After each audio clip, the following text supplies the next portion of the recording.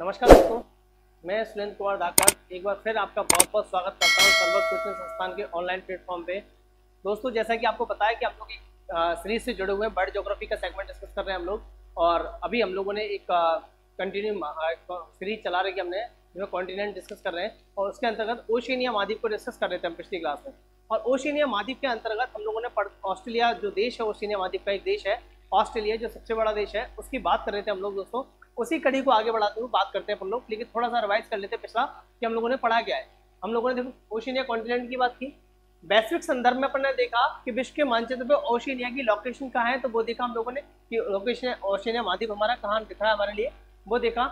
उसके बाद आगे बात की थी हम लोगों ने, ये ओशिनिया की लोकेशन देखने के बाद में हम लोगों ने देखा ओशिनिया के अंतर्गत क्या क्या शामिल किया जाता है, कौन कौन से देशों को शामिल किया जा रहा है। तो अपन लोगों ने देखा था ऑस्ट्रेलिया दिख रहा था, न्यूजीलैंड था, उसके अलावा प्रशांत महासागर में बहुत सारे बिखरे हुए द्वीप दिखाई दे रहे थे, जिनका निर्माण ज्वालामुखी क्रिया के द्वारा या फिर प्रवालों के द्वारा क्या हुए थे, जो निर्मित हुए थे। तो इन सब कॉन्टिनेंट्स के, इन सब महाद्वीपों, सॉरी इस महाद्वीप के अंतर्गत जितने भी देश हैं या पैसिफिक ओशन के अंदर जो बिखरे हुए द्वीप हैं, इनको सम्मिलित रूप से या सामूहिक रूप से अलग अलग क्या हुआ, देशों के अंतर्गत शामिल किया गया।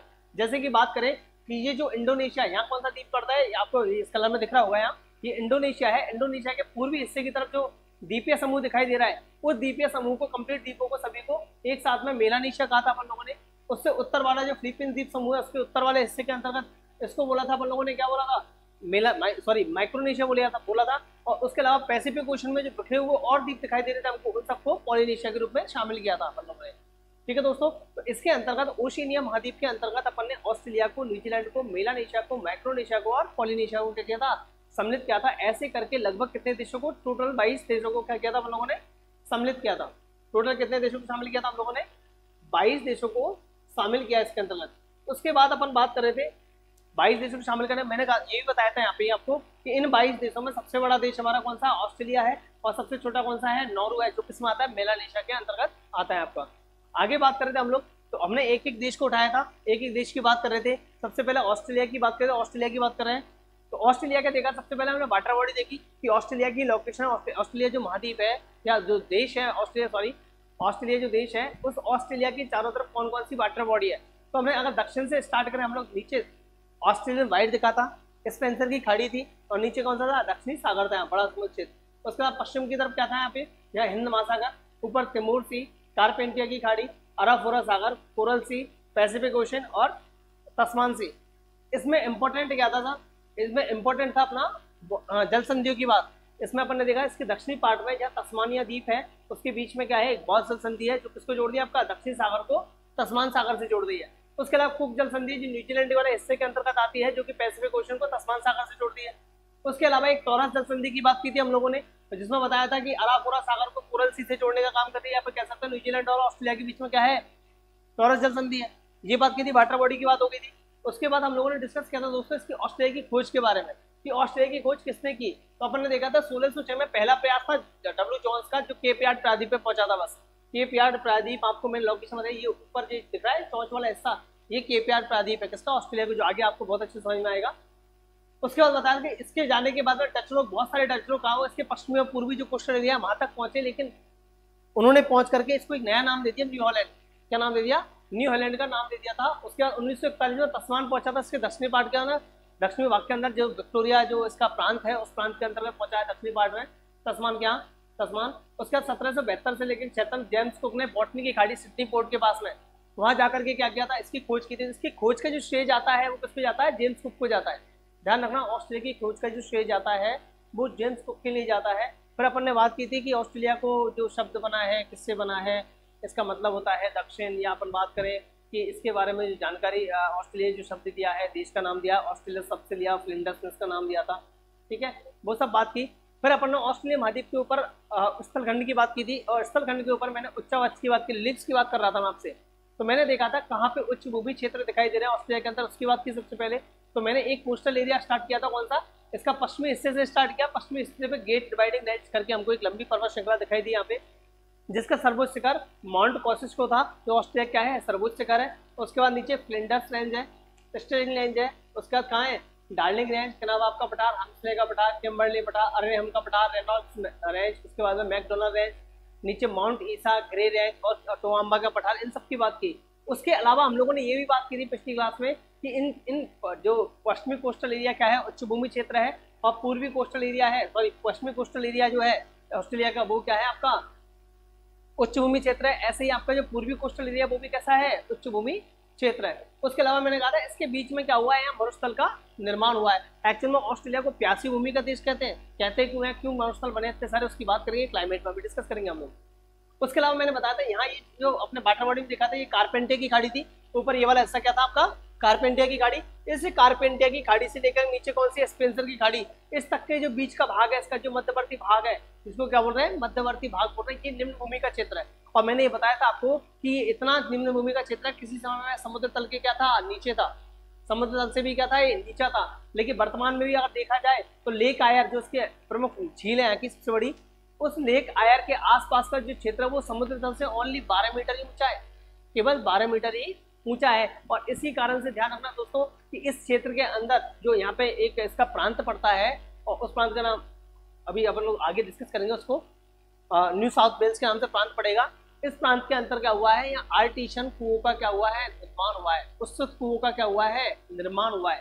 ठीक है दोस्तों, आगे बात कर रहे थे अपन लोग। उसके अलावा मैंने एक चीज जो डिस्कस की थी आपको कि इसके पूर्वी कोस्टल एरिया के ऊपर क्या मिल रही थी हमारे लिए, ग्रेट बैरियर रीफ के नाम से एक प्रवाल भित्ति मिल रही थी। प्रवालों की बात की थी हम लोगों ने, डिस्कस किया था। और उसके अलावा इसी पे एक सीरीज मिली थी हमको, किसकी, ज्वालामुखियों की एक श्रृंखला दिखाई दी, उसको बोला था कॉस्क्रोव हॉटस्पॉट बोला था अपन लोगों ने पिछली क्लास में डिस्कस भी किया था दोस्तों इसके बारे में। प्रवाल भित्तियों के बारे में देखा था, प्रवाल होता क्या है, कैसे इनका निर्माण हुआ है, कैसे निर्वहन करते हैं, क्या कंडीशंस होनी चाहिए। हालांकि मैंने बहुत शॉर्ट में लिया ये चीज़ों को, क्योंकि ये प्रवाल भित्ति पढ़ाने के लिए फिर अलग टॉपिक लेना पड़ता है पूरा अपने आप में। अभी बस ऑस्ट्रेलिया के संदर्भ में थोड़ी सी बात करनी थी अपने को बस। उसके बाद प्रवाल भित्ति के बाद में मैंने कॉस्क्रोव हॉटस्पॉट की सीरीज देखी थी, जिसके अंतर्गत अपन ने बात की थी कैसे इनका निर्माण हुआ है, कैसे ये प्लेट टेक्टोनिक थ्योरी को चैलेंज कर रही है, ये जो चीज़ है इसके बारे में डिटेल से हम लोगों ने जाना था। उसके बाद बात की थी हम लोगों ने आर्टिशियन बेसिन की, किस तरह से यहाँ उत्सुक कुओं का क्या हुआ है, निर्माण हुआ है, कैसे पानी बहुत ही बड़े वेग के साथ में ऊपर की तरफ आता है, स्वतः ही अपने आप ऊपर आता है जब बैल खोदे जाते हैं। ठीक है, इसकी बात की थी अपन लोगों ने दोस्तों। अब आगे बात करते हैं हम लोग, आगे के सेगमेंट डिस्कस करते हैं, ऑस्ट्रेलिया की क्लाइमेट की बात कर लेते हैं। आई होप कि आपको यहाँ तक की बात में रिदम आ गया होगा कि हम लोग क्या पढ़ रहे थे दोस्तों। जब इसकी क्लाइमेट की बात करते हैं अपन लोग, जब किसकी, ऑस्ट्रेलिया की क्लाइमेट की बात करते हैं हम लोग, तो क्लाइमेट के अंदर आपको पता होगा दोस्तों, इसके मध्य भाग से, इसके बीचों बीच से, इसके मध्य भाग से होकर के कौन सी एक रेखा गुजरती है, जो कौन सी आपकी 23.5 डिग्री साउथर्न अक्षांश रेखा है। कौन सी रेखा है दोस्तों, 23.5 डिग्री साउथर्न अक्षांश रेखा है। वो इसके जो ऑस्ट्रेलिया देश है उसके मध्य भाग से होकर के गुजरती है, और इसी रेखा को क्या बोलते हैं अपन लोग, मकर रेखा बोलते हैं। मतलब मकर रेखा जो है ऑस्ट्रेलिया के कहाँ, मध्य भाग से गुजरती है। अच्छा दोस्तों, एक बात बताओ, जब मकर रेखा इसके दक्षिणी पार्ट से निकल रही है, तो आपको पता है मकर रेखा से ऊपर का जो पार्ट है, जीरो की तरफ बात कर रहा हूँ, 0 डिग्री अक्षांश की बात कर रहा हूँ मैं उष्ण कटिबंधीय जोन की बात कर रहा हूँ, जहाँ पे क्या चलती है आपकी ट्रेड विंड चलती है, जहाँ पे क्या चलती है आपकी ट्रेड विंड चलती है। तो दोस्तों ये ध्यान रखना, जो ट्रेड विंड चल रही है इस जोन के अंदर, मतलब 23.5 डिग्री अक्षांश जो रेखा है उसके उत्तरी पार्ट के अंदर जो ट्रेड विंड चल रही है, उसके उत्तरी पार्ट में क्या चल रही है दोस्तों, ट्रेड विंड चल रही है। वो कुछ इस तरह से चलती है, वो कुछ इस तरह से चलती है, इस तरह से चलती है। और दोस्तों ध्यान रखना, जब ये अपने इस तरह से चलती है तो आपको बहुत अच्छे से पता है कि इसके इस कोस्टल एरिया पे, यहाँ ऑस्ट्रेलिया के जो पूर्वी कोस्टल एरिया है, ऑस्ट्रेलिया का कौन सा कोस्टल एरिया दोस्तों, पूर्वी कोस्टल एरिया है। इस पूर्वी कोस्टल एरिया की तरफ क्या मिलेगा आपके लिए, यहाँ पे एक लंबी श्रृंखला दिखाई दी थी हमको, इसका नाम था ग्रेट डिवाइडिंग रेंज। और इस ग्रेट डिवाइडिंग रेंज से ये पवने क्या होती है, ट्रेड विंड्स टकराती हैं, और टकरा के ग्रेट डिवाइडिंग रेंज के जो पूर्वी हिस्सा है, ग्रेट डिवाइडिंग रेंज का जो पूर्वी हिस्सा है, उस हिस्से पे क्या होती है, रेनफॉल हो जाता है, वही क्या होती है, बारिश होती है। जबकि इसका जो अंदर का पार्ट है, जो मध्यवर्ती क्षेत्र है, बीच का जो पार्ट है, वो कैसा रहता है, उत्तरी हिस्सा पूरा पूरा शुष्क रह जाता है। वो हिस्सा कैसा रहता है, शुष्क रह जाता है। आपको पता है इस क्षेत्र में कौन चलती है, आपकी ट्रेड विंड चलती है। देखो दोस्तों, ये जो विंड का मैं आपको ये एक टॉपिक है हमारा ग्लोबल विंड सिस्टम, जिसके तहत हम लोग डिस्कस करना है सारी विंड को, जिसमें परमानेंट विंड के तौर पर हम लोग ट्रेड विंड्स को पढ़ते हैं, उसके अलावा पछुआ को पढ़ते हैं और परवा को पढ़ते हैं। तो ऐसे इन जो विंड चलती हैं, ये जो हवाएं चलती है, अगर बात करें अपन लोग की 30 डिग्री नॉर्थन अक्षांश से लेकर के 30 डिग्री साउथर्न अक्षांश के बीच में जो पवनें चलती है, वो चलती है हमारी कौन सी, ट्रेड विंड चलती है। ठीक है, जो ये ट्रेड विंड्स है, तो ट्रेड विंड्स की लोकेशन के आधार पर बात करें, उसके आधार पर बात करें, तो ये जो चलती है, तो कर्क रेखा से उत्तरी पार्ट, कर्क रेखा का कौन सा, सॉरी, मकर रेखा का जो उत्तरी पार्ट है, जो मकर रेखा कहाँ से निकल रही है, ऑस्ट्रेलिया के बीचों बीच से निकल रही है। इसके उत्तरी पार्ट में क्या करेंगे, ट्रेड विंड्स क्या बनेंगे, बारिश का रीजन बनेंगे यहाँ पे। और ये बारिश यहाँ समुद्री क्षेत्र है, समुद्र के ऊपर से क्या होगी, नमी उठाएगी, नमी उठा करके यहाँ टकराएंगी, टकराने के साथ में क्या होगा, इसके ग्रेट डिवाइडिंग रेंज के पूर्वी हिस्से पे क्या हो जाएगी, बारिश होगी। लेकिन अंदर के पार्ट में क्या रहेंगी, ये पवने शुष्क रहेंगी, इस क्षेत्र में बारिश नहीं होगी। इसलिए यहाँ की जो जलवायु है, यहाँ की क्या है, जलवायु है, इस जलवायु पे दोस्तों ध्यान रखना, यहाँ की जो जलवायु है, यहाँ जो जलवायु पाई जाएगी वो कौन सी पाई जाएगी, आपकी उष्ण कटिबंधीय मरुस्थलीय।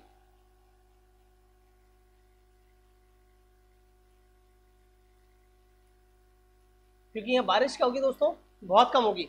मतलब कर्क रेखा के उत्तरी पार्ट में जो जलवायु रहेगी ऑस्ट्रेलिया की, अगर बात करें अपन लोग, तो कौन सी रहेगी, आपकी उष्ण मरुस्थलीय जलवायु रहेगी। इस जगह पे कौन सी रहेगी, उष्ण मरुस्थलीय जलवायु मिलेगी हमारे लिए उत्तरी पार्ट में। अंदर उत्तरी पार्ट के अंदर जो मकर रेखा के अंतर्गत है, तो मकर रेखा के अंतर्गत ऑस्ट्रेलिया में उत्तरी पार्ट में कौन सी रहेगी, उष्ण मरुस्थलीय जलवायु। और ध्यान रखना, जहाँ पे उष्ण मरुस्थलीय जलवायु होती है, यहाँ की जो वनस्पति होगी वो किस प्रकार की होगी, आपकी सवाना प्रकार की। यहाँ की ये कलर चेंज कर लेते हैं, फीचर में दिक्कत आ रही होगी आपको, थोड़ा सा कलर हटा लेते हैं वाला पर। यहाँ की जो जलवायु है उस पर प्रभाव रहेगा आपको कौन सा, उष्ण मरुस्थलीय। उष्ण मरुस्थलीय। उसके अलावा यहाँ पे जो वनस्पति पाई जाएगी, वनस्पति की अगर मैं बात करूं, यहाँ की जो घास भूमि क्षेत्र मिलेगा आपको, वनस्पति वाला क्षेत्र मिलेगा, या बोल दूं मैं घास भूमि, तो कौन सा मिलेगा आपको, सवाना प्रकार का। कौन सा मिलेगा दोस्तों, सवाना प्रकार का मिलेगा यहाँ पे घास भूमि क्षेत्र जो मिलेगा। और इस सवाना प्रकार में यहाँ की जो प्रमुख, ध्यान रखना, यहाँ की जो प्रमुख झाड़ियाँ हैं, जो यहाँ इस सवाना प्रकार की घास भूमि क्षेत्र में मिलेंगी आपको, तो यहाँ की प्रमुख झाड़ियों में ध्यान रखना, दो झाड़ियाँ प्रमुख है, एक का नाम है मुल्गा, एक झाड़ी कौन सी आपकी मुल्गा, और दूसरी का नाम है साल्ट पुरुष। दूसरे का क्या नाम है दोस्तों, साल्ट पुरुष। ध्यान रखना, वापस एक बार रिकॉल कर देना दोस्तों आपको, मैंने ये कहा आपको कि जो मकर रेखा है वो बिल्कुल बीचों बीच से गुजरती है, किसके से, ऑस्ट्रेलिया की। तो ऑस्ट्रेलिया के उत्तरी पार्ट के अंतर्गत यहाँ चलते हैं ट्रेड विंड्स, व्यापारिक पवनें चलती हैं, जो कि व्यापारिक पवनें यहाँ इस क्षेत्र के अंदर ग्रेट डिवाइडिंग रेंज से टकरा के, उत्तरी ग्रेट डिवाइडिंग रेंज से टकरा करके क्या होती है, इसके पश्चिमी हिस्से पे, मतलब ग्रेट डिवाइडिंग रेंज का जो पूर्वी हिस्सा है उसके ऊपर क्या करती है, बारिश कर देती है। और बारिश करने के साथ में इसका जो मध्यवर्ती भाग है वो कैसा रहता है, शुष्क भूमि का प्रदेश बन जाता है, इसमें बारिश क्या होगी, नहीं होगी। यहाँ बारिश सिर्फ कब होगी, इसका जो कोस्टल एरिया उत्तरी पार्ट है जो ऑस्ट्रेलिया का, दोस्तों ये जो उत्तरी भाग है, ये मध्यवर्ती भाग की बात बताई मैंने आपको, जिसका जो उत्तरी भाग है, ये ऊपर वाला जो पार्ट है, इस उत्तरी भाग के अंदर जो बारिश होगी, तो ये होगी कब, आपकी ग्रीष्म काल में। कब होती है दोस्तों, ग्रीष्म काल में होती है। और यहाँ का ग्रीष्म काल दिसंबर में होता है दोस्तों, इंडिया से अपोजिट चलता है, क्योंकि यही अगर देखें मकर रेखा के ऊपर सूरज लंबत कब आएगा, 22 दिसंबर को। कब आएगा लंबत, 22 दिसंबर को। जब 22 दिसंबर को लंबत मकर रेखा के ऊपर सूरज आएगा, उस समय यहाँ क्या होगी, गर्मी होगी। यहाँ क्या होगी, उस समय गर्मी होगी। तो गर्मियों के टाइम पे ही इसके उत्तरी पार्ट में क्या होगी, बारिश होती है। वो भी क्यों होती है, क्योंकि क्या होगा, जब सूरज कहाँ जाएगा, आपका मकर रेखा के ऊपर आ जाएगा, तो वायु दाब की पेटियों का क्या होगा, शिफ्टिंग होगी। वायु दाब की पेटियों की क्या होगी, शिफ्टिंग होगी। तो इन शिफ्टिंग की वजह से क्या होगा, यहाँ ओनली मानसूनी जलवायु पाई जाएगी। यहाँ शिफ्टिंग की वजह से ग्रीष्म काल में क्या होगी, बारिश होगी। और बारिश के कारण से यहाँ पे ध्यान रखना, यहाँ जो जलवायु पाई जाएगी वो कौन सी पाई जाएगी, आपकी मानसूनी। यहाँ की जलवायु पे क्या रहेगी, आपकी मानसूनी जलवायु पाई जाएगी। कौन से पार्ट में, उत्तरी पार्ट में। लेकिन मध्यवर्ती भाग में उष्ण मरुस्थलीय जलवायु होगी, यहाँ मरुस्थलों का निर्माण होगा। वनस्पति कौन सी पाई जाएगी, इस मरुस्थलीय प्रदेश के अंतर्गत सवाना प्रकार की उष्णकटिबंधीय वन पाए जाएंगे। और ये जो वनस्पति है, घास भूमि क्षेत्र है, इसमें प्रमुखता क्या मिलेंगी, झाड़ियां मिलेंगी। और इन झाड़ियों में इंपोर्टेंट क्या है, आपकी मुल्गा और साल्टक्रूज करके दो झाड़ियां हैं, जिनका इंपोर्टेंटली कहाँ पाई जाती है, आपकी यहीं ऑस्ट्रेलिया के अंदर पाई जाती है। ये बात हुई दोस्तों किसकी, ये किसकी बात हुई दोस्तों, ये बात हुई किसकी, आपकी उत्तरी पार्ट की, इसकी ऑस्ट्रेलिया के उत्तरी पार्ट की। लेकिन बात करें इसके दक्षिणी पार्ट की, इसके नीचे वाले पार्ट की बात करें, जो मकर रेखा के नीचे दक्षिण में है, उसकी बात करें, तो दोस्तों देखना, दक्षिण के अंतर्गत इसके अंदर ध्यान रखना, ये पड़ता है आपका कौन से कटिबंध में, शीतोष्ण कटिबंध में। इसमें पड़ता है, ये कौन सा क्षेत्र है, मकर रेखा से नीचे वाला पार्ट का कौन सा कटिबंध आता है, आप जानते होंगे, बेसिक नॉलेज है। जिसके बात करें, ये कौन सा है, शीतोष्ण कटिबंधीय क्षेत्र है। और इस शीतोष्ण कटिबंधीय क्षेत्र के अंतर्गत यहाँ जलवायु कौन सी होगी, शीतोष्ण कटिबंधीय जलवायु होगी। इसके अंतर्गत भी देखना दोस्तों कि यहाँ भी क्या होगा, इस क्षेत्र के अंदर भी जो बारिश होगी वो नहीं हो पाएगी। मध्यवर्ती क्षेत्र में बारिश नहीं हो पाएगी। क्यों नहीं पाएगी दोस्तों, कि आपको पता है, जब मैंने बताया था आपको, तो इसका जो पूर्वी भाग है, इसका कौन सा पार्ट है दोस्तों, इसका जो पश्चिमी भाग है, इसका जो पश्चिमी भाग है वो भी कैसा है, उच्चभूमि क्षेत्र है, जहाँ अपन ने डार्जिलिंग रेंज की बात, हमले, किनावा, हंसले, है ना, अरे हम वगैरह, इन सब श्रेणियों की क्या किया है, बात की हम लोगों ने, इन सब की क्या किया हम लोगों ने, बात की। मतलब ये क्षेत्र भी कैसा है, उच्चभूमि क्षेत्र है। इस क्षेत्र के अंदर हवाओं की डायरेक्शन देखें अपन लोग, जो कौन सी हवाएं चलती है यहाँ पे दोस्तों, पछुआ पवनें चलती है। यहाँ कौन सी पवनें चल रही है, पछुआ पवनें चल रही है। और इन पछुआ पवनों की अगर डायरेक्शन देखें, पछुआ पवनों की डायरेक्शन देखें तो इनकी डायरेक्शन कुछ इस तरह से, इन पछुआ पवनों की डायरेक्शन किस तरह से दोस्तों, इस तरह से। इसके कारण से होने के कारण क्या होगा, यहाँ पे इस क्षेत्र में जो पवनें हैं समुद्र के ऊपर, यहाँ उच्चभूमि क्षेत्र, इसके जो पश्चिमी कोस्टल एरिया है ये भी क्या है, उच्चभूमि क्षेत्र है। इसके कारण से इसके पश्चिमी पार्ट में ही क्या होगी, बारिश होगी। बाकी मध्यवर्ती जो भाग होगा वो कैसा रह जाएगा, शुष्क रहेगा। वो भाग भी कैसा रहेगा, इसका शुष्क रहेगा। यहाँ पे भी क्या होगा, ज्यादातर वनस्पतियां आपको नहीं मिलेगी, इसलिए यहाँ पे भी क्या बनेगा, घास भूमि का क्षेत्र बनेगा, ओनली घास भूमि क्षेत्र। और ये घास भूमि क्षेत्र यहाँ का कहलाता है डाउन्स। यहाँ का घास भूमि क्षेत्र क्या कहलाता है दोस्तों, डाउन्स घास भूमि क्षेत्र कहलाता है। जो कैसे हैं, शीतोष्ण कटिबंधीय है। जो कैसे हैं, शीतोष्ण कटिबंधीय घास के मैदान, शीतोष्ण कटिबंधीय है, घास के मैदान है। दोस्तों ध्यान रखना, ये घास के मैदान कैसे हैं आपके, शीतोष्ण कटिबंधीय घास के मैदान है, जिसको कहते हैं डाउन्स। अच्छा, इन घास के डाउन्स से शीतोष्ण कटिबंधीय घास के मैदान है, डाउन्स जिनको नाम दिया है हम लोगों ने। इन डाउन्स घास के मैदान में जो प्रमुख वृक्ष है इनके अंतर्गत, वो कौन सा है दोस्तों, यूकेलिप्टस। अपने नियम सफेदा के नाम से भी जानते हैं। कौन सा वृक्ष है, यूकेलिप्टस। जहाँ जहाँ पे डाउन्स शीतोष्ण कटिबंधीय क्षेत्र में या डाउन्स घास भूमि क्षेत्र के अंदर जहाँ जहाँ पे यूकेलिप्टस वृक्ष पाया जाता है, ध्यान रखना दोस्तों, उस क्षेत्र को ऑस्ट्रेलिया की पार्क भूमि कहते हैं। उस क्षेत्र को ऑस्ट्रेलिया पार्क भूमि, ऑस्ट्रेलिया पार्क भूमि के नाम से जाना जाता है। सिंपल सी बात है, ये भी कैसा, शीतोष्ण कटिबंधीय, यहाँ भी बारिश नहीं होगी क्योंकि ये भी उच्च भूमि क्षेत्र है। इसके कारण से क्या होगा, पवनें यहीं रुक जाएंगे। उसके कारण से क्या होगा, यहाँ पे इस क्षेत्र के अंतर्गत ये देख रहे हैं शीतोष्ण कटिबंधीय घास के मैदान, क्योंकि शीतोष्ण कटिबंध में, इसलिए शीतोष्ण कटिबंधीय घास के मैदान बोल दिया इनको। घास के मैदान को नाम दीजिए डाउन्स। और डाउन्स घास के मैदान में यूकेलिप्टस जो वृक्ष है वो कहीं कहीं पे पाए जाते हैं, और जहाँ जहाँ पे इनकी संख्या अधिक तो होती है, अधिक होती है, वहाँ पे ऑस्ट्रेलिया में इसको क्या बोलते हैं, ऑस्ट्रेलियन पार्क भूमि के नाम से जाना जाता है।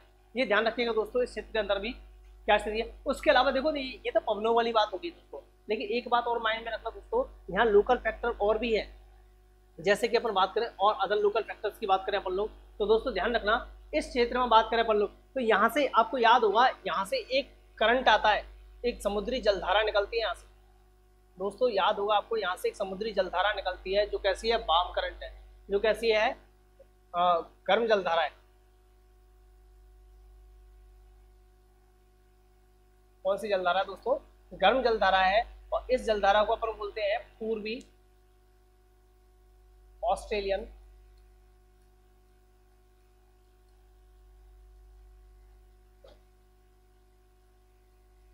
जलधारा,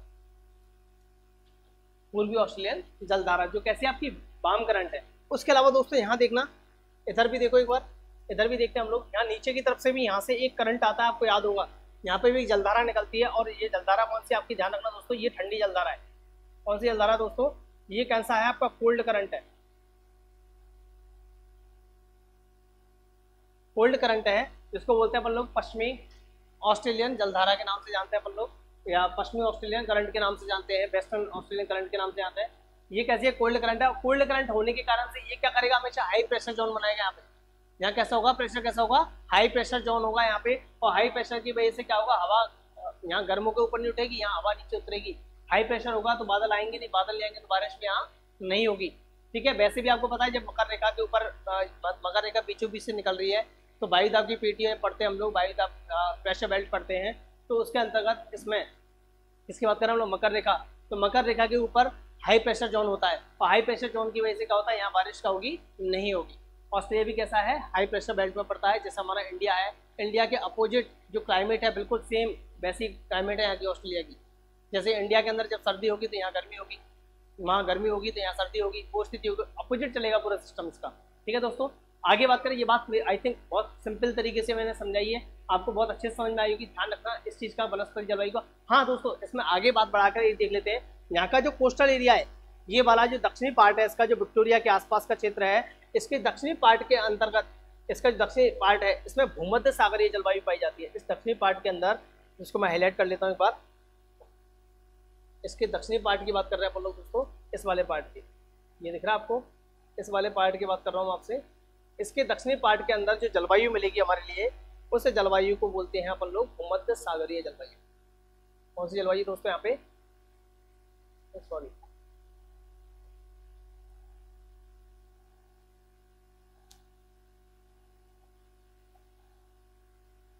भूमध्य सागरीय जलवायु पाई जाएगी। यहाँ पे साल भर क्या होगी, बारिश, सॉरी बारिश क्या होगी, सर्दियों के समय क्या होगी, यहाँ पे बारिश होगी। उसके अलावा नीचे तस्मान के यहाँ पे, नीचे कौन सा है आपका, तस्मानिया आइलैंड है इसका। तस्मान के यहाँ पे समुद्री जलवायु का प्रभाव रहेगा। किसका प्रभाव रहेगा दोस्तों, समुद्री जलवायु। ये चारों तरफ समुद्र से घिरा हुआ है इसलिए, और कुछ उच्च भूमि क्षेत्र भी नहीं है इसके अंतर्गत, तो समुद्री जलवायु को क्या मिलेगा, प्रभाव मिलेगा। इसके कारण यहाँ क्या होगी, साल भर क्या होगी, बारिश होगी इस हिस्से के ऊपर।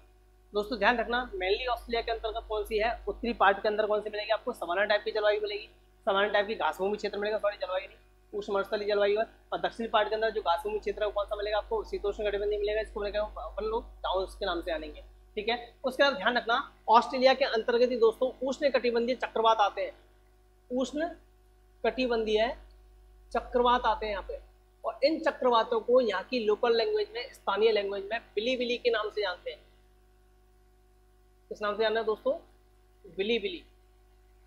स्थानीय लैंग्वेज में इन चक्रवातों को बिली बिली के नाम से जाना जाता है। इसको भी आपको ध्यान रखना है एग्जाम पॉइंट ऑफ व्यू से दोस्तों, ठीक है।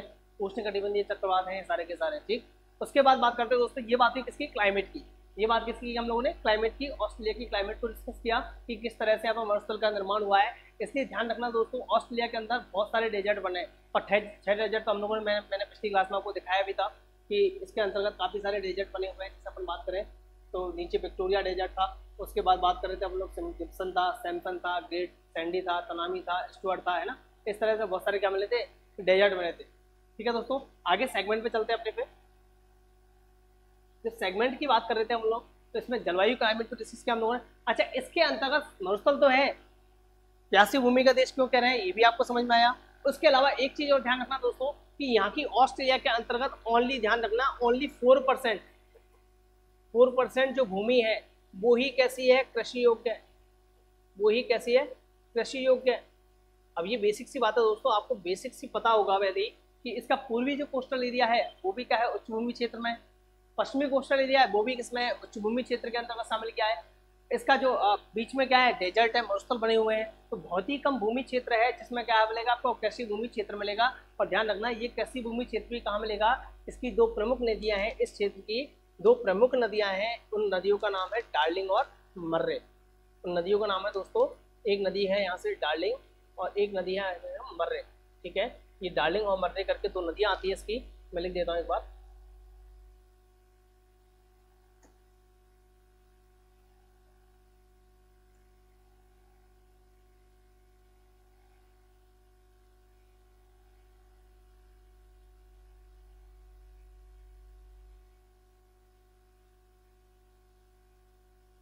दो नदियां हैं दोस्तों, एक का नाम है डार्लिंग, एक का नाम है मर्रे।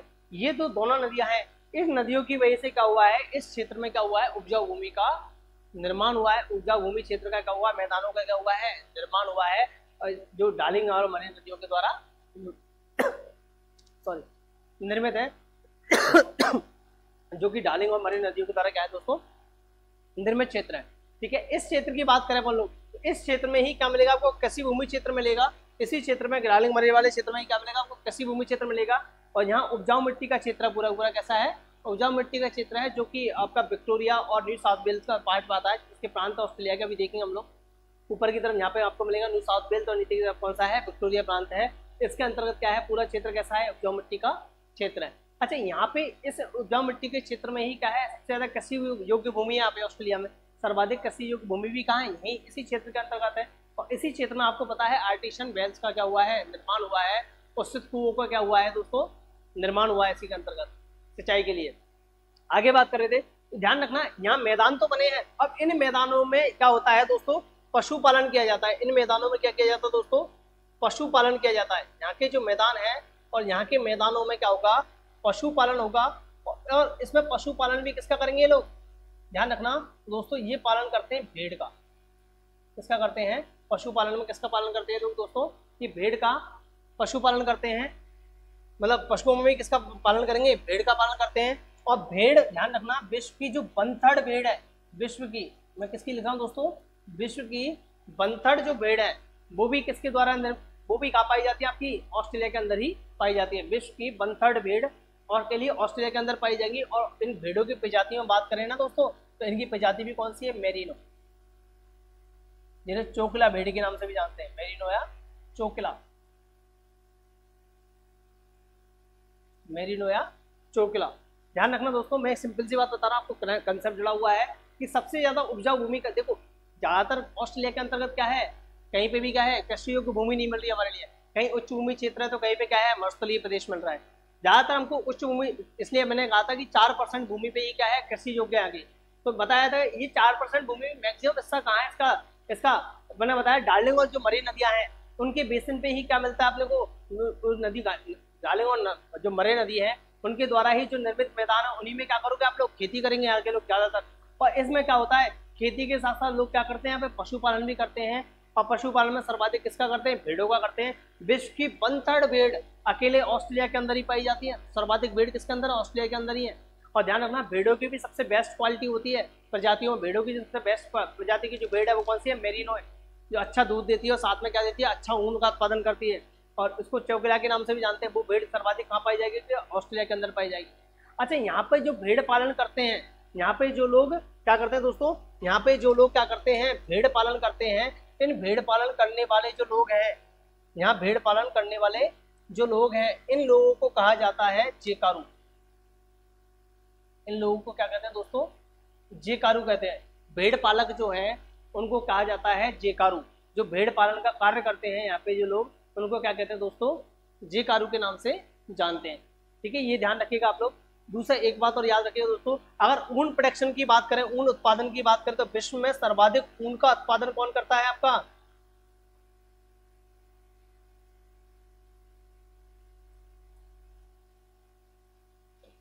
विश्व में सर्वाधिक ऊन का उत्पादन कौन करेगा आपका?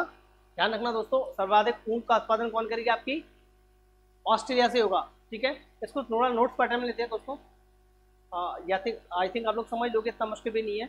मैंने सिंपल सी बात कही, मैदान बने, मैदान में पशुपालन किया, पशुपालन भेड़ का किया। भेड़ की प्रजाति कौन सी? मेरिनो। मरीनो भेड़ ऊन का अच्छा प्रोडक्शन देती है, इसलिए यहाँ का विश्व का सबसे बड़ा ऊन उत्पादक कौन सा अपना? यही है, ऑस्ट्रेलिया है। ऑस्ट्रेलिया विश्व में नंबर 1 पे है, आता है ऊन के निर्यात के अंतर्गत। ध्यान रखना दोस्तों, ऑस्ट्रेलिया विश्व में नंबर 1 पर किसमें आता है? ऊन के उत्पादन में आता है।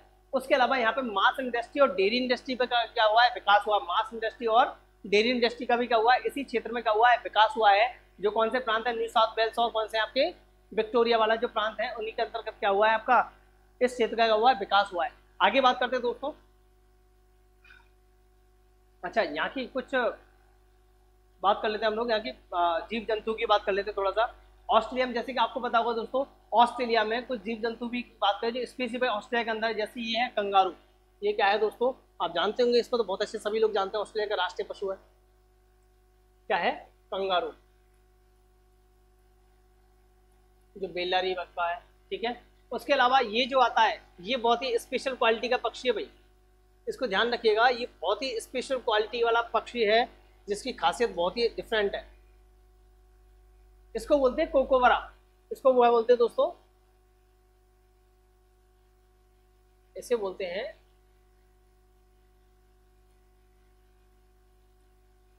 कोकोवरा के नाम से जानते हैं। इसको किस नाम से जानते हैं? कोकोवरा के नाम से जानते हैं। ये बहुत अलग ही हंसी निकालता है, बहुत विचित्र हंसी वाला पक्षी है, बहुत ही अलग टाइप की हंसी होती है इसकी, जिससे कहाँ पाया जाता है? ऑस्ट्रेलिया के अंदर ही पाया जाता है। उसके अलावा देखो, ये पिक दिख रहा होगा आपको, ये चित्र दिख रहा होगा, इसके अंदर ये दिख रहा है आपको, ये भी सिर्फ ऑस्ट्रेलिया के अंदर ही मिलेगा आपको। और इसका नाम है, ध्यान रखना, लायर बर्ड। इसका नाम है दोस्तों लायर बर्ड, लायर पक्षी। मतलब ये नकलची है, ये हूबहू क्या करता है? नकल उतार देता है, इसलिए इसको क्या कहते हैं? लायर बर्ड के नाम से जानते हैं। ये भी क्या मिलता है आपको? ऑस्ट्रेलिया के अंदर पाया जाएगा। उसके अलावा देखो दोस्तों, ये है, ये भी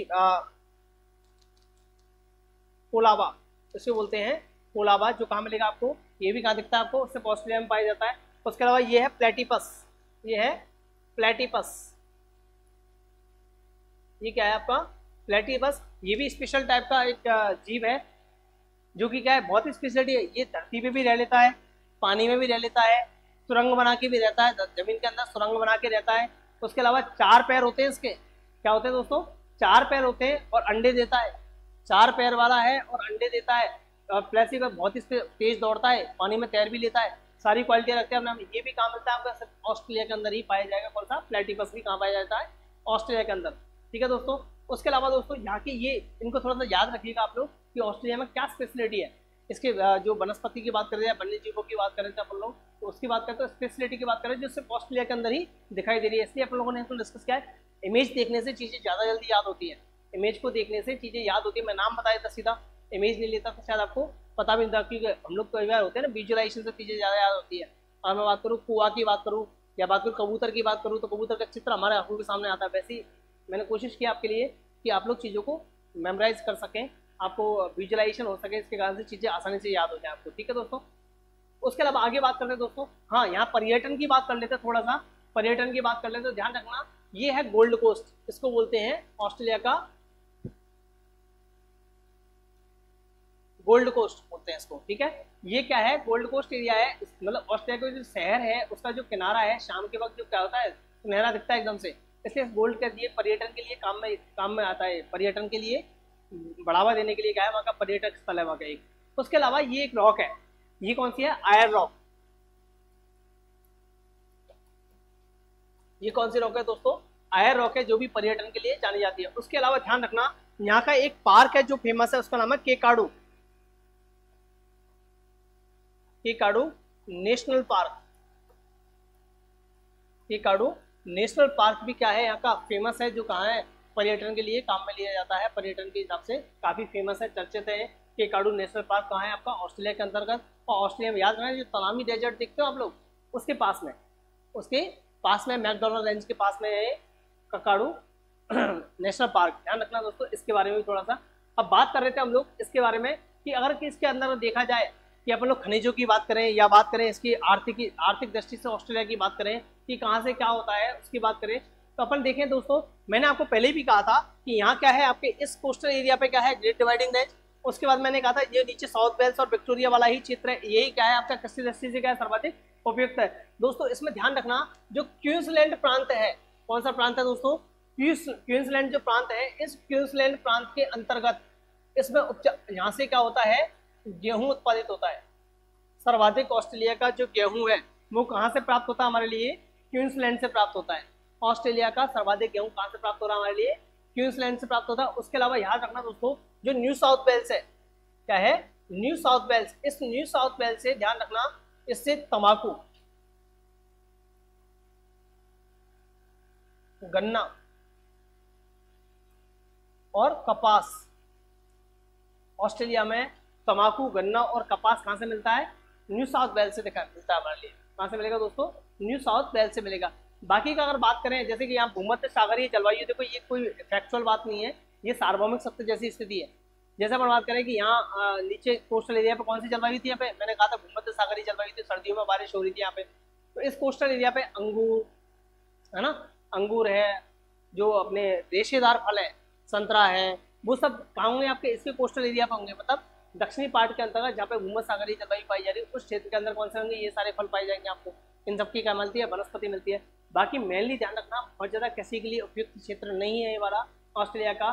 ज़्यादातर गेहूं की खेती क्वींसलैंड में होती है, गेहूं का निर्यात भी सर्वाधिक क्वींसलैंड ही करता है। उसके अलावा न्यू साउथ वेल्स में कपास तंबाकू गन्ना वगैरह ये सारी चीज़ें यहाँ पैदा होती है इस क्षेत्र के अंतर्गत, ठीक है दोस्तों। बाकी बहुत ज़्यादा चीज़ें नहीं है। खनिजों की दृष्टि से भी देख लेते हैं अपन लोग।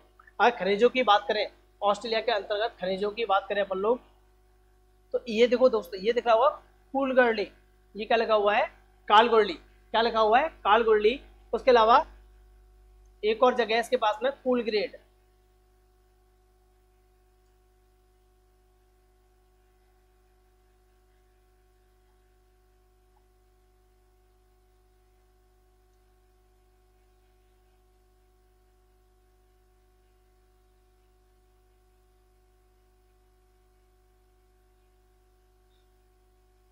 कालगुरली और कूल ग्रेड, इस कालगुंडी और कूल ग्रेड से ध्यान रखना दोस्तों, इससे जो पैदा होता है, यहाँ से ध्यान रखना कि यहाँ से ऑस्ट्रेलिया का क्या होता है, सबसे बड़ी ऑस्ट्रेलिया की क्या है, गोल्ड मिलता है। यहाँ से ऑस्ट्रेलिया का क्या मिलता है, सोना उत्पादक, मतलब ऑस्ट्रेलिया की जो सोने की खान है वो कौन सी है, कालगुंडी और कूल ग्रेड करके जो ऑस्ट्रेलिया के अंतर्गत सोने की खान है, यहाँ से क्या मिलता है, गोल्ड मिलता है, हमारे लिए सोना मिलता है। ठीक है, ध्यान रखना इसका। उसके अलावा यहाँ पे एक जगह है दोस्तों, उसका नाम है पिलबरा।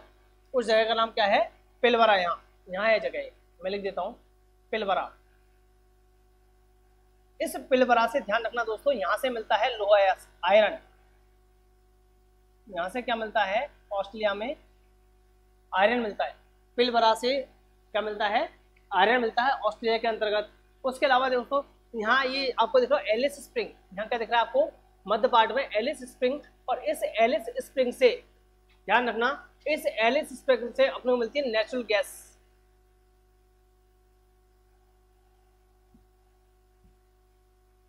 नेचुरल गैसेस या पेट्रोलियम क्या मिलेगा यहाँ से, एलिस स्प्रिंग से नेचुरल गैसेस या फिर पेट्रोलियम मिलता है यहाँ से, इस चीज से। अच्छा, यहाँ पे एक खान और है, यहाँ पे जो अपना केप यार्ड प्रायद्वीप है, इस केप यार्ड प्रायद्वीप के पास में एक स्थान है, इसका नाम है बैपा। इसका नाम क्या है दोस्तों, बैपा। और इस बैपा के अंतर्गत ध्यान रखना, बैपा के अंतर्गत अपने को क्या मिलता है, बॉक्साइट। यहाँ क्या मिलता है दोस्तों, बॉक्साइट मिलता है। यहाँ से क्या मिलता है, बॉक्साइट। और बॉक्साइट की सबसे बड़ी खान है विश्व की।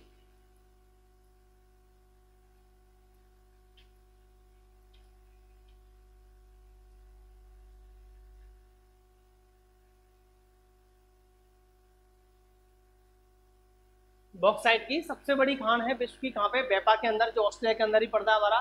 तो बॉक्साइट कहाँ से मिलता है दोस्तों, याद रखिएगा आप लोग, ये कहीं पड़ता है यहाँ से आपको, बैपा से, जो केप यार्ड प्रायद्वीप का हिस्सा, केप यार्ड प्रायद्वीप के अंतर्गत शामिल किया जाता है इसको। तो बैपा से क्या मिलेगा, बॉक्साइट मिलेगा। विश्व की सबसे बड़ी बॉक्साइट की खान कहाँ है आपकी, ऑस्ट्रेलिया के अंदर। ऑस्ट्रेलिया में भी कहाँ पे, बैपा में। अच्छा, उसके अलावा आपने देखा माउंट ईसा मिला था क्या, उसके अलावा हमने माउंट ईसा की बात की थी। यहाँ एक पर्वतीय क्षेत्र था, इसका नाम था माउंट ईसा। माउंट ईसा, ब्रोकन हिल की बात कर रहे थे हम लोग, माउंट ईसा और ब्रोकन हिल। तो माउंट ईसा और ब्रोकन हिल से ध्यान रखना दोस्तों, यहां से मिलता है हमको पीबी, मतलब लेड, सीसा। उसके अलावा पीबी के अलावा यहां से मिलता है आप लोगों को जिंक भी मिलता है, जेड। क्या मिलेगा दोस्तों, जिंक भी मिलता है यहाँ से। तो ये क्या है आपका, जगह कौन सी आपकी, मैं लिख देता हूँ यहाँ पे एक बार, इस जगह का नाम है माउंट ईसा।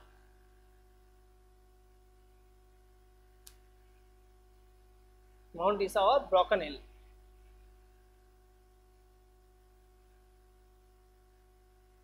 माउंट ईसा और ब्रोकन हिल, इनसे क्या मिलेगा यहाँ से, पीबी और जेडन, सॉरी सीसा और जस्ता मिलेगा। सॉरी माफी चाहूंगा दोस्तों, सीसा और जस्ता, जिंक नहीं जस्ता। क्या मिलेगा दोस्तों, यहाँ से मिलेगा अपने को जस्ता। यहाँ से क्या मिलेगा, सीसा और जस्ता मिलेगा। कहाँ से, माउंट ईसा से और ब्रोकन हिल से। दोस्तों ये कहानी है इसकी ऑस्ट्रेलिया की। ऑस्ट्रेलिया के अंतर्गत बहुत ज्यादा चीजें, बहुत ज्यादा नहीं दिख रही है। हाँ, एक चीज और इम्पोर्टेंट है इसके अंतर्गत, ध्यान रखना, पूरे ऑस्ट्रेलिया की बात करूँ, संपूर्ण ऑस्ट्रेलिया की बात करूँ, तो विश्व में सर्वाधिक यूरेनियम के जो डिपोजिट्स हैं, यूरेनियम का जो डिपोजिट्स की बात करें, मतलब यूरेनियम के भंडारण की बात करूँ मैं आपसे, तो विश्व के अंदर सर्वाधिक यूरेनियम का जो भंडारण है वो भी कहाँ है, ऑस्ट्रेलिया के अंदर है। तो विश्व में अगर बात करें, बोलो वैश्विक संदर्भ में मैं बात करूँ आपसे, मैं यहाँ लिख देता हूँ दोस्तों, वैश्विक संदर्भ विश्व में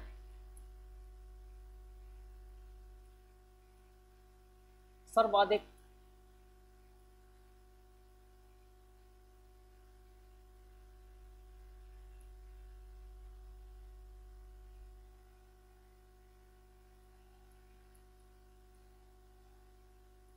यूरेनियम के भंडार कहाँ है दोस्तों, ऑस्ट्रेलिया में। ये क्या है दोस्तों, ऑस्ट्रेलिया के अंतर्गत। लेकिन प्रोडक्शन के मामले में ध्यान रखना, लेकिन प्रोडक्शन के मामले में, उत्पादन के मामले में कनाडा नंबर 1 पे आता है। भंडारण में तो नंबर 1 पे कौन सा आएगा आपका, फर्स्ट नंबर पे कौन सा आएगा आपका, ऑस्ट्रेलिया आएगा भंडारण के अंतर्गत। जब हम क्या करेंगे, इसका भंडारण करेंगे, उस टाइम पे सबसे नंबर 1 पे कौन सा आएगा आपका, ऑस्ट्रेलिया आएगा। लेकिन जब बात करेंगे किसके, अपन लोग इसके निर्यात की या किसकी, प्रोडक्शन की, प्रोडक्शन में कौन सा जाएगा यूरेनियम के, वो आएगा कनाडा आपका। यूरेनियम यूरेनियम के प्रोडक्शन में कनाडा है, भंडारण में कितना है, सबसे ज्यादा भंडार कहाँ है, ऑस्ट्रेलिया के अंदर है यूरेनियम का। ध्यान रखना, दोनों बातें पे कंफ्यूज नहीं होना अपने को। ठीक है दोस्तों, उसके अलावा दोस्तों बात करें अपन लोग इन सब की चीजों को होने के बावजूद भी यहाँ पे जो मुख्यतः जो यहाँ की 60% आबादी है, लगभग यहाँ की ऑस्ट्रेलिया की कितनी आबादी दोस्तों, 60% जो आबादी है ऑस्ट्रेलिया की 60% जनसंख्या केवल 8 शहरों में निवास करती है।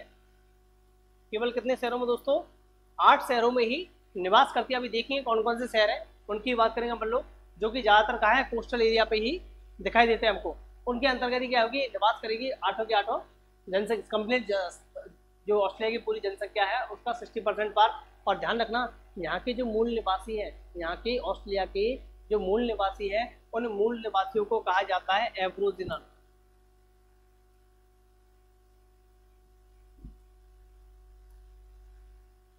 यहाँ के जो ऑस्ट्रेलिया के मूल निवासी हैं क्या है दोस्तों, ये क्या है, ऑस्ट्रेलिया के मूल निवासी है। और इन मूल निवासियों को एब्रोजिनल के नाम से जाना जाता है। और ये ज़्यादातर एब्रोजिनल मतलब यहाँ के जो मूल निवासी हैं, या ये ज़्यादातर कहाँ है, मुख्यतः जो कंप्लीट जनसंख्या ऑस्ट्रेलिया की वो ज़्यादातर कहाँ है, 8 शहरों में बसी हुई है। और उन शहरों की बात करें हम लोग, उन शहरों की लोकेशन देखें तो ज़्यादातर बड़े बड़े शहर हैं, जैसे कि अपना न्यूकास्टल, उसके बाद में आपका कौन सा आता है, सिडनी, ऊपर कौन सा आता है, ब्रिस्बेन, यहाँ निवास करेंगे। उसके नाम मेलबर्न, ठीक है, कैनबरा इसकी कैपिटल है। नीचे अपन बात करें तो हॉबर्ट, उसके बाद में इधर एडिलेड, एडिलेड के बाद में सीधा इधर पर्थ, उसके बाद में सीधा यहाँ पर डरबन की बात करें अपन लोग। तो यहाँ इस तरह से क्या हुआ, ये ज़्यादातर क्या हुआ, इन्हीं 8 शहरों में पूरी की पूरी क्या करेगी, जनसंख्या निवास करेगी कोस्टल एरिया की तरफ ही। ठीक है, अंदरूनी पार्ट में क्या है, इतनी आसान नहीं है चीज़ों के लिए, क्योंकि वहाँ डेजर्टिक कंडीशंस हैं, डिफिकल्ट कंडीशन है, इसलिए कोस्टल एरिया पे क्या हुआ है, ऑस्ट्रेलिया की ज़्यादातर जनसंख्या क्या करती है, निवास करती है। ठीक है दोस्तों, ये बात हुई ऑस्ट्रेलिया की। उसके अलावा देख लें इसके अंतर्गत कुछ फैक्चुअल चीज़ें, एक दो चीज़ें हैं फैक्चुअल, ध्यान रखना कि ऑस्ट्रेलिया का क्या हुआ है, ऑस्ट्रेलिया के अंदर जो ट्रैवलिंग का जो मेन संसाधन है, जो यहाँ ट्रैवल यातायात का जो मुख्यतः साधन है, तो उस मुख्यतः साधन में क्या होता है, यहाँ रेल मार्ग का सर्वाधिक क्या किया जाता है, उपयोग किया जाता है। किसका उपयोग करते हैं लोग, रेल मार्ग का सर्वाधिक क्या करते हैं, उपयोग करते हैं। और इस रेल मार्ग के उपयोग के अंतर्गत ध्यान रखना दोस्तों, यहाँ सिडनी से लेकर के, इससे बात कर रहा हूँ दोस्तों, ये क्या है जगह, कौन सी है, सिडनी, ये कौन सी जगह आपकी, सिडनी। और सिडनी से लेकर के पर्थ, सिडनी से लेकर के पर्थ तक के पूरे क्षेत्र को, पूरे क्षेत्र को क्या है, एक रेल मार्ग द्वारा जोड़ा गया है। और इस रेल मार्ग को एक नाम दिया गया है, इसका नाम है पार महाद्वीपीय रेल मार्ग, उसको नाम दिया है। कहाँ से, सिडनी से लेकर के जो पर्थ तक के बीच का रेल मार्ग है, इस रेल मार्ग का नाम, मैं हाईलाइटर से थोड़ा सा हाईलाइट कर देता हूँ उसको, इससे कनेक्ट हो पाओगे आप। ये मैंने इस रूट को कनेक्ट किया है और इसको अपन ने एक नाम दे दिया इन्होंने, और इसका नाम था पार महाद्वीपीय।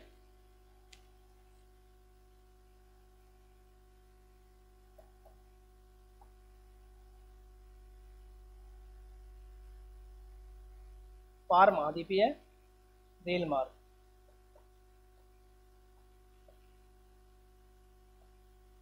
ठीक है दोस्तों, बात समझ में आ रही है। इन्होंने क्या है, मेनली ट्रांसपोर्ट का साधन क्या है इनके पास, मेनली मुख्यतः कौन सा अपना रेल मार्ग ही है, जो अपने ट्रेन वगैरह है।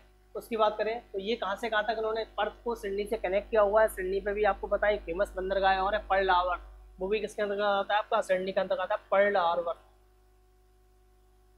पर्ल हार्बर ये फेमस बंदरगाह है, जो कहाँ आता है, सिडनी के अंतर्गत ही आता है।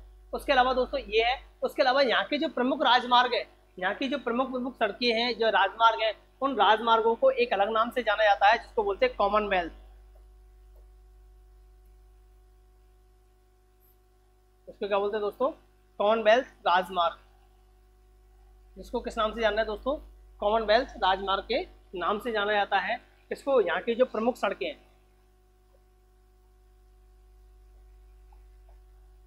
यहाँ की क्या है दोस्तों, प्रमुख सड़कें हैं, उन प्रमुख सड़कों को कॉमनवेल्थ राजमार्ग के नाम से जाना जाता है। ठीक है दोस्तों, ये रहा पूरा आपका ऑस्ट्रेलिया। ऑस्ट्रेलिया के अंतर्गत हम लोग जहाँ तक कुछ भी नहीं छोड़ा है, जो बुक्स में हमारी मेंशन है वो सारी चीज़ें हम लोगों ने इसके अंतर्गत ये ज़्यादा से ज़्यादा कवर करने की कोशिश की है। उसके अलावा देखो कोई भी क्लास संपूर्ण नहीं होती है, और भी अपडेट आपके सामने आते रहेंगे चीज़ों को। अभी के लिए मोर देन सफिशिएंट है इतना, लेकिन ये हुआ ओनली एक पार्ट, पेज खत्म किया हमने कौन सा, ऑस्ट्रेलिया का।